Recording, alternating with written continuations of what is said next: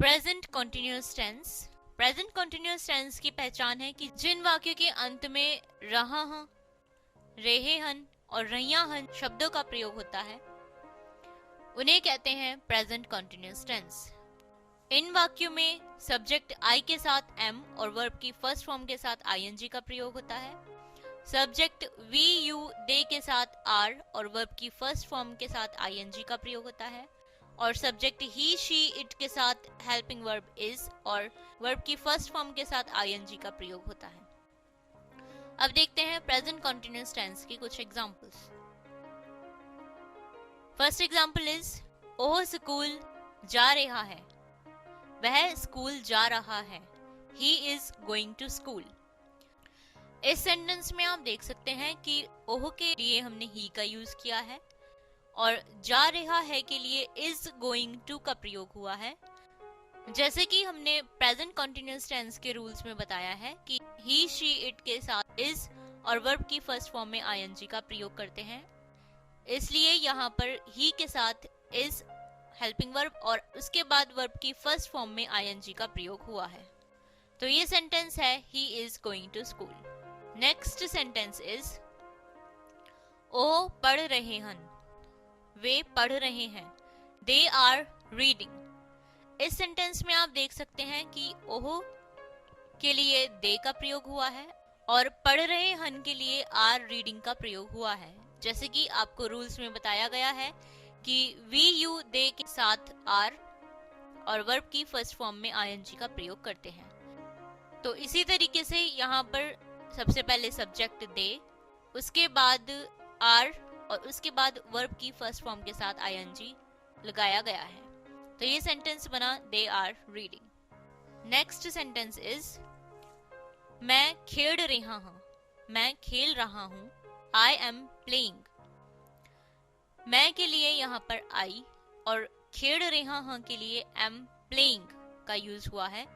जैसे कि आपको पहले बताया गया है कि आई के साथ एम और वर्ब की फर्स्ट फॉर्म में आईएनजी का प्रयोग करते हैं, उसी तरीके से यहाँ पर सबसे पहले सब्जेक्ट आई, फिर उसके बाद एम और उसके बाद वर्ब की फर्स्ट फॉर्म में आईएनजी का प्रयोग हुआ है। तो ये सेंटेंस बना आई एम प्लेइंग। अब देखते हैं नेगेटिव सेंटेंस। नेगेटिव सेंटेंस को बनाने के लिए इज एम आर के बाद नॉट का प्रयोग करते हैं। जैसे कि एग्जाम्पल में देखते हैं। फर्स्ट एग्जाम्पल इज ओह स्कूल नहीं जा रहा है, वह स्कूल नहीं जा रहा है, he is not going to school.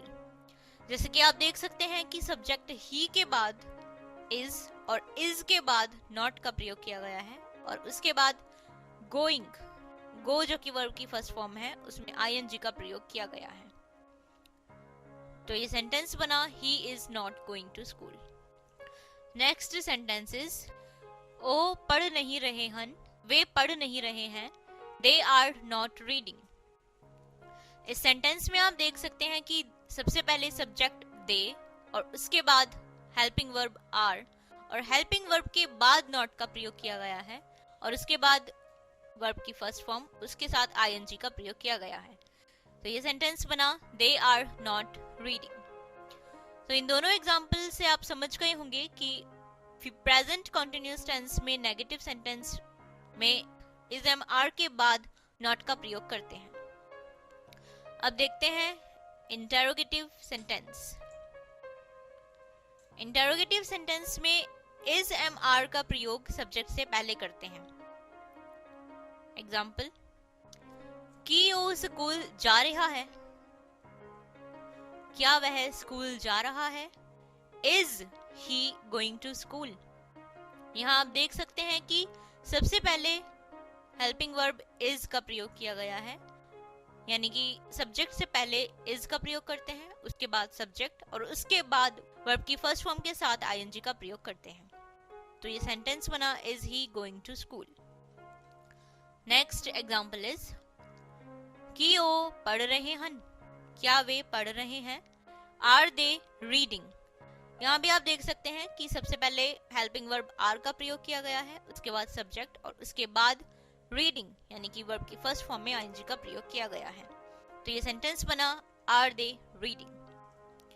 तो ये थे दोनों इंटेरोगेटिव सेंटेंस, जिनमें कि helping verb is am are का प्रयोग सब्जेक्ट से पहले करते हैं।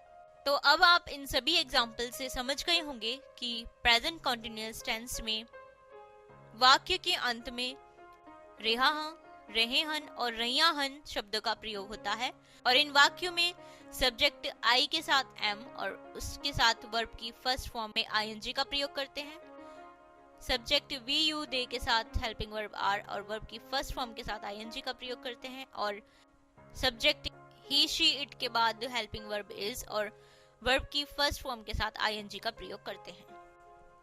और नेगेटिव सेंटेंस में इज एम आर के बाद नॉट का प्रयोग करते हैं, और इंटेरोगेटिव सेंटेंस में इज एम आर का प्रयोग सब्जेक्ट से पहले करते हैं। तो अब आप इसी तरीके के कम से कम 20-20 वाक्य अपनी प्रैक्टिस बुक में बनाइए, जिससे कि आपकी प्रेजेंट कॉन्टिन्यूअस टेंस बनाने की अच्छी प्रैक्टिस हो जाएगी।